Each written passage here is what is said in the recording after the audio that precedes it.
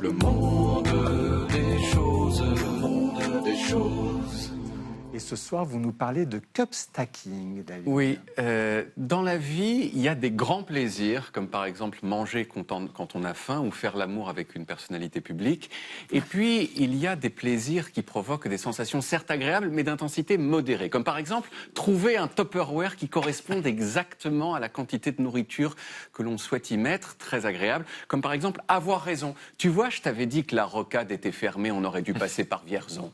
Et on peut citer enfin la joie d'empiler des choses qui sont conçues pour l'être, comme les chaises en plastique et comme surtout la vaisselle. Vous sortez des verres identiques de la machine, vous en mettez un dans le placard, puis un second par-dessus qui s'emboîte à la perfection et à cet instant précis, pendant un quart de seconde, vous n'avez aucun doute sur le fait que la vie vaut la peine d'être vécue. Ce plaisir de l'empilement, il est suffisamment intense pour avoir donné lieu à un sport relativement nouveau qu'on appelle le cup stacking, qu'on peut traduire par l'empilage de gobelets et qui consiste tout simplement, comme son nom l'indique, à empiler et à désempiler des gobelets en plastique le plus rapidement possible selon des figures prédéfinies. Par exemple, le 3-6-3, dont je vais vous faire la démonstration ici. J'ai amené mes petits gobelets. On fait un petit tas, pardon, excusez-moi, là, vous voyez, je suis pas très fort. On fait un petit tas de 3 sur le côté, on fait un tas de 6 au milieu, comme ça, et on fait un nouveau tas de 3 à droite, et puis ensuite on remet tout ça, comme c'était au départ. Voilà, c'est comme ça qu'on fait. Alors, il se peut que certains téléspectateurs pensent que je me fous de leur gueule, que ce sport n'existe pas, mais si. Il existe, il a été inventé aux États-Unis dans les années 80. Il y a aujourd'hui des dizaines de milliers de gens dans le monde qui le pratiquent. Et pour vous prouver que je dis vrai, je suis allé à Alicante, station balnéaire à l'est de l'Espagne.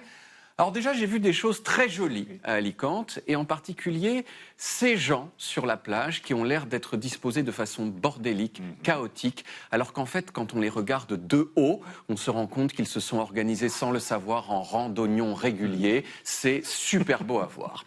Mais surtout, c'est à Alicante qu'avait lieu cette année le championnat d'Europe de cup stacking, avec des gens de tous les pays qui étaient là pour s'affronter pendant 3 jours entiers.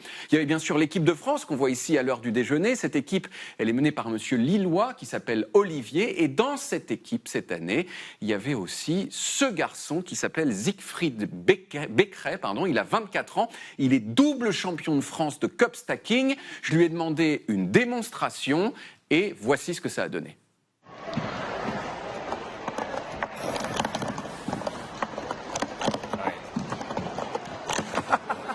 Voilà. Et non, ce n'est pas en accéléré. Ah oui. Ce que Siegfried vient de faire en 6 secondes et 157 millièmes, c'est la figure reine du cup stacking qu'on appelle le grand cycle. 6,157 secondes, c'est très rapide, mais c'est presque 1,5 seconde de plus que le record du monde détenu depuis 2024 par un garçon de Malaisie qui s'appelle Chan Keng-yan. Ce record, à l'époque, il a été filmé. On regarde.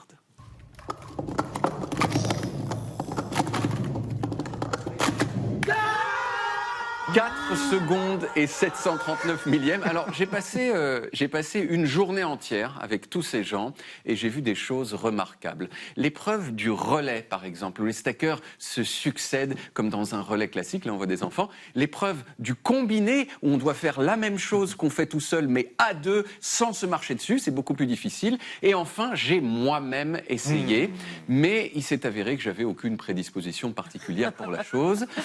Quant à Siegfried, il est arrivé 7e masculin du championnat sur 89, ce qui est classe. Alors, si vous avez envie de vous mettre au cup stacking, c'est un sport très accessible. Vous avez juste besoin de gobelets. Alors, des gobelets sans fond. Vous voyez qu'ils n'ont pas de fond, les gobelets, parce que sinon, ça accroche. Vous avez besoin aussi d'un chronomètre, et c'est tout. Ça peut paraître un petit peu répétitif comme sport, mais ça développe la coordination et la concentration. Et en plus, chaque minute que vous passez à empiler des gobelets, c'est une minute de moins passée sur Instagram.